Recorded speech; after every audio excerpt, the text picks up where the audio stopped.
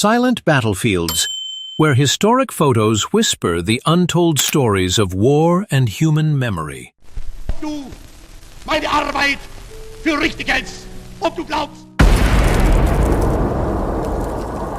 dass ich fleißig gewesen bin, dass ich gearbeitet habe, dass ich mich in diesen Jahren für dich eingesetzt habe.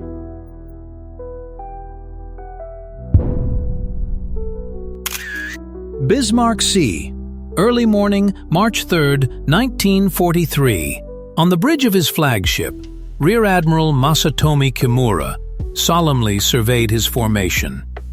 8 destroyers escorting 8 transports, loaded with cargo, and 6,900 troops, the precious reinforcements promised to Lieutenant General Hatazo Adachi at Leh. His confidence in safety was almost absolute. Japanese naval doctrine insisted that the seas were in imperial hands, and for more than a year, Japanese convoys had passed through them without encountering any significant American threat. That confidence was fueled by the glory of victory at Pearl Harbor, the Java Sea, and the pride that the anti-aircraft guns on his destroyers could fend off any reckless air attack.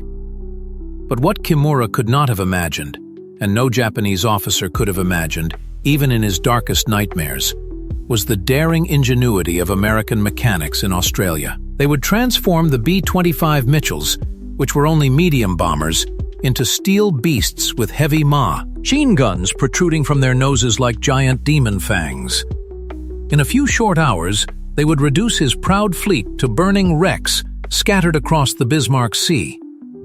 The beginning of one of the most painful defeats of the Japanese Navy.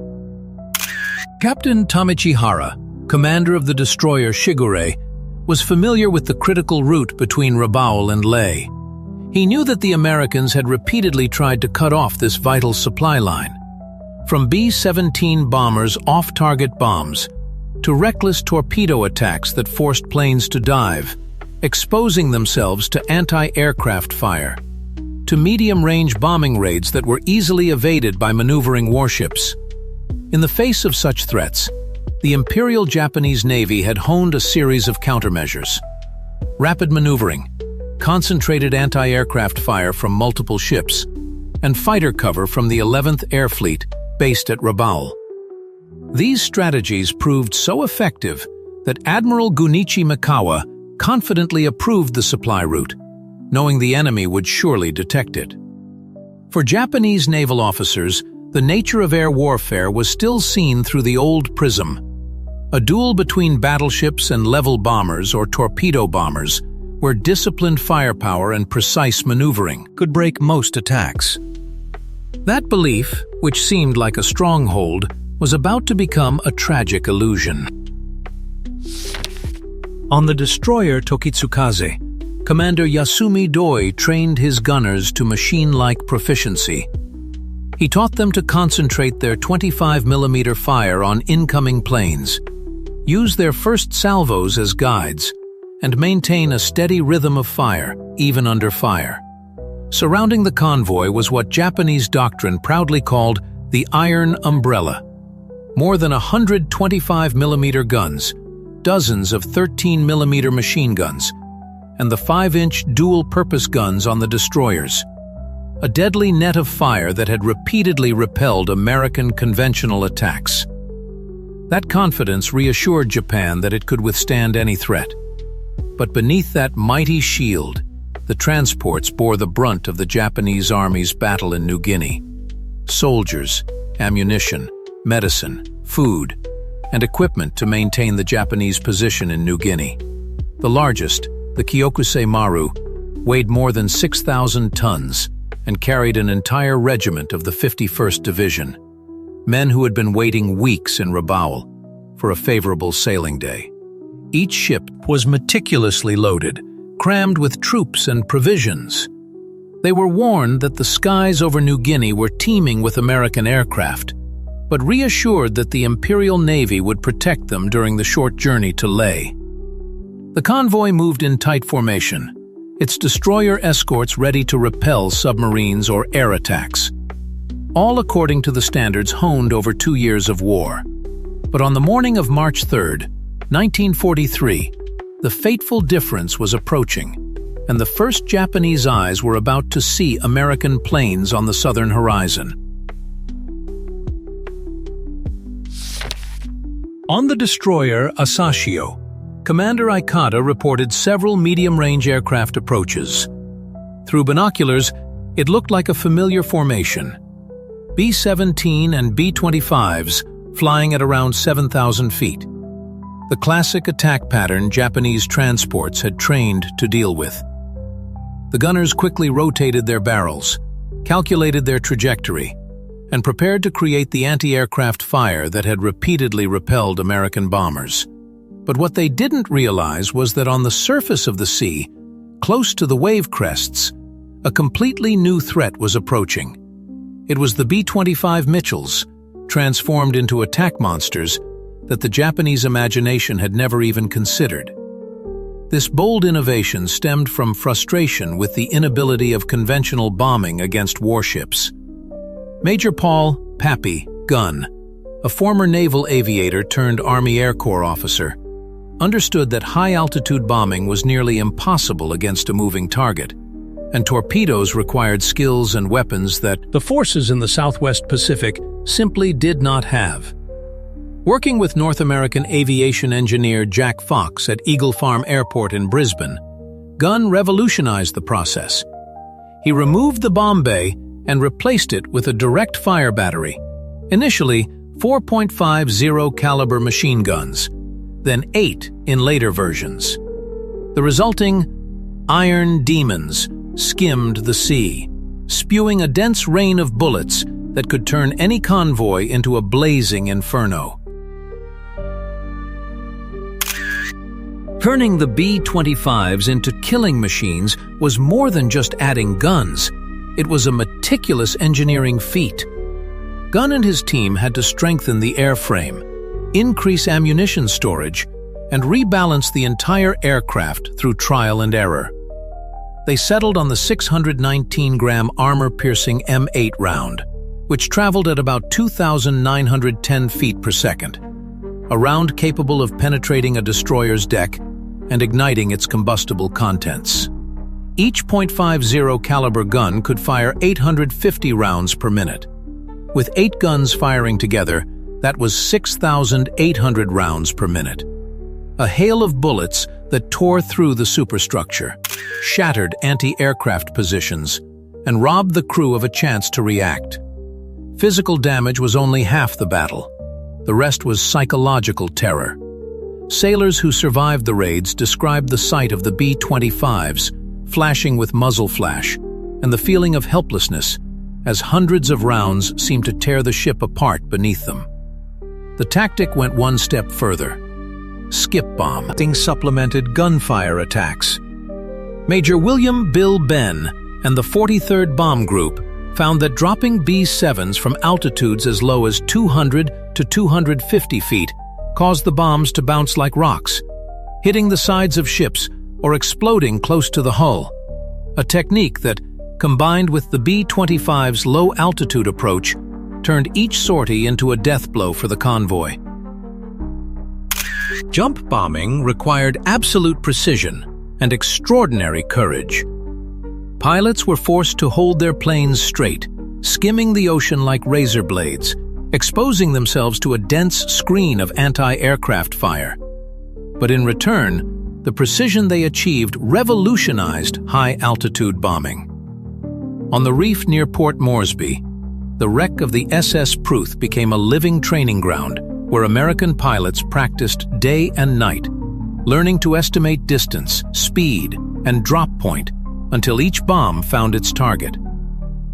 General George Kenney, commander of the 5th Air Force, soon realized the devastating power of combining the B-25's nose guns with jump bombing.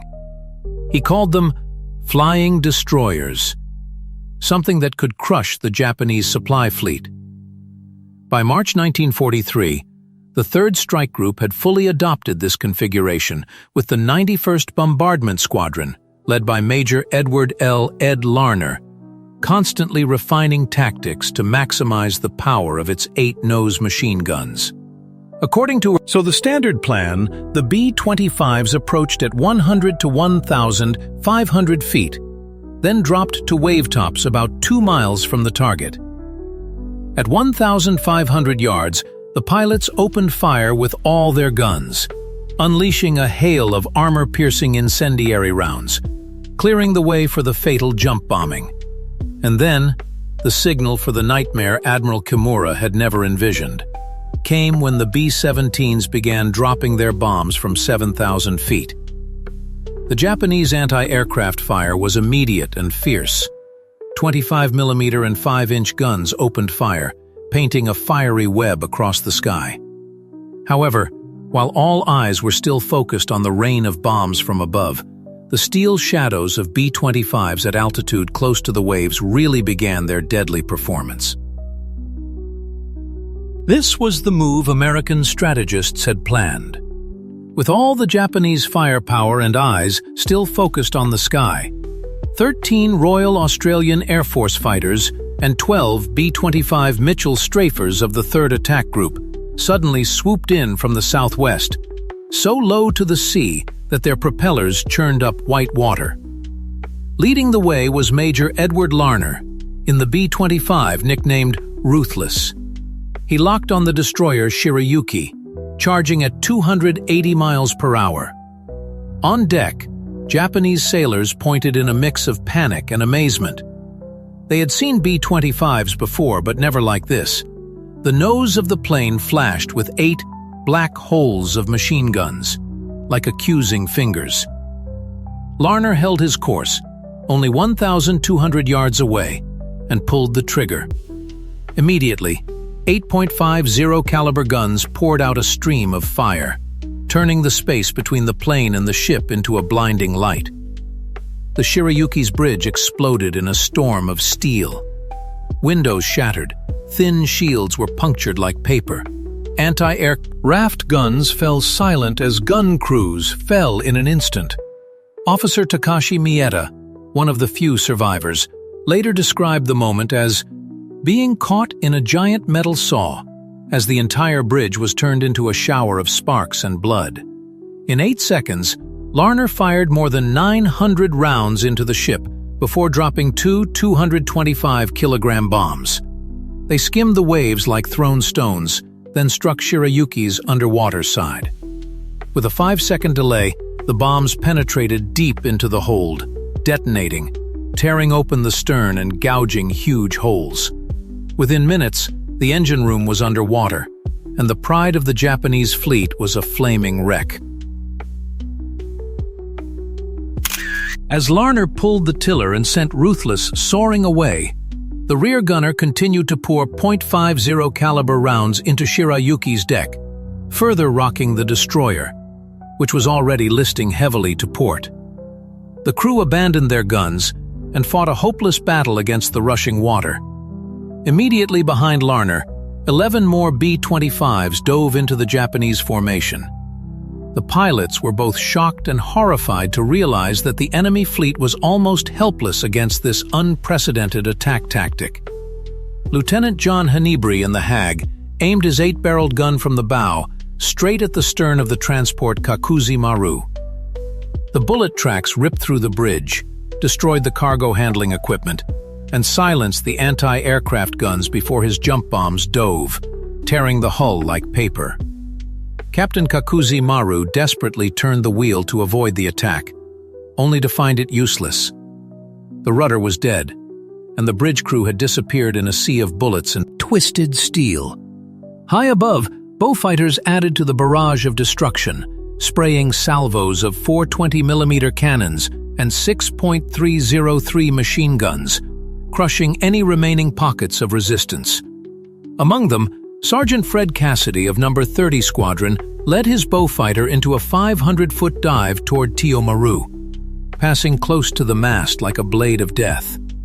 In the final seconds, the full force of his plane's nose blast tore through the superstructure, reducing the ship to a mass of burning metal, engulfed in smoke and blood.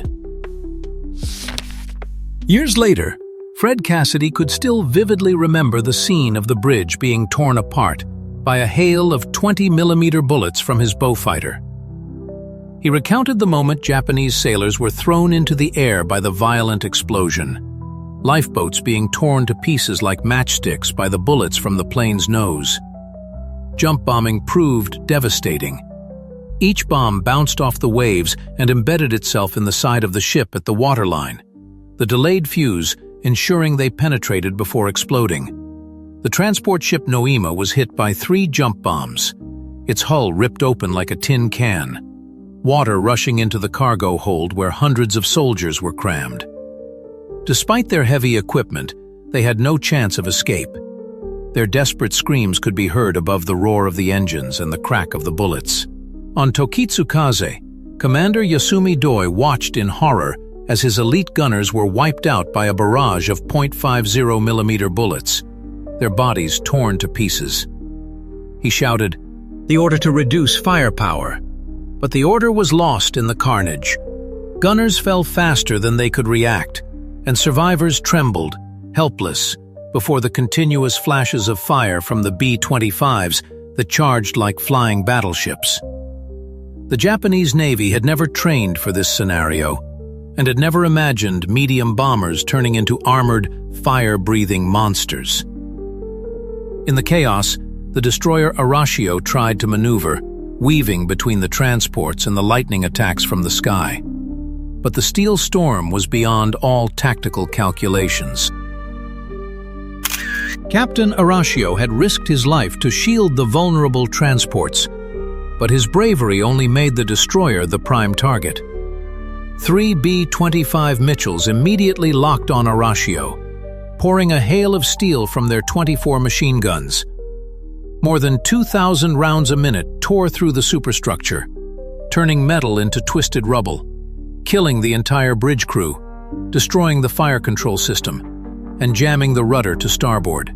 Out of control, Arashio slammed into the transport Nojima, stranding both ships, raging flames engulfing them as the crews failed to extinguish or separate them. From his flagship, Admiral Kimura watched in horror as his convoy disintegrated. He tried to find logic in this nightmare, but the attack defied all doctrine known to the Japanese Navy. The Americans did not rush in with easily evasive torpedoes, nor did they drop bombs from maneuverable altitudes. Instead, they turned the B-25s into direct kill machines, using automatic fire to crush each ship like a slaughterhouse. Kimura shouted orders to change course, but it was too late. The B-25s were too fast, too many, appearing from all directions at once. Every time a Japanese ship tried to maintain formation, the Mitchell's 8 bow guns would fire a blazing stream of fire, tearing apart any resistance. Oyomaru, in a fatal mistake, turned her nose directly toward the incoming planes, making herself the perfect target for a fatal hit. Lieutenant Donald McCullough, aboard the Sleepy Time Gal, charged from the side, locking on at 1,500 yards. 8 4-guns roared in unison, unleashing a torrent of incendiary armor-piercing shells that tore apart the Oigamaru's side just below the waterline. Shells penetrated the fuel and ammunition compartments, setting off a chain of violent explosions, blowing chunks of hull apart like paper shreds in a firestorm. McCullough then delivered the finishing blow with a miss, cutting the giant ship in two. The Oigamaru sank so quickly that the nearly 1,500 men crammed inside had no chance of survival. In just 15 minutes, the carefully organized transport formation had been reduced to a chaotic graveyard of burning wrecks, flames and smoke billowing across the horizon. The destroyer Asagumo, desperately trying to pick up survivors, fell prey to 2 more B-25s. Their bow fire cleared the decks before the bombs missed and pierced the hull below the waterline, leaving Asagumo in a sea of blood and fire. The surviving Japanese sailors below the surface thought they had escaped, but the horror was not over.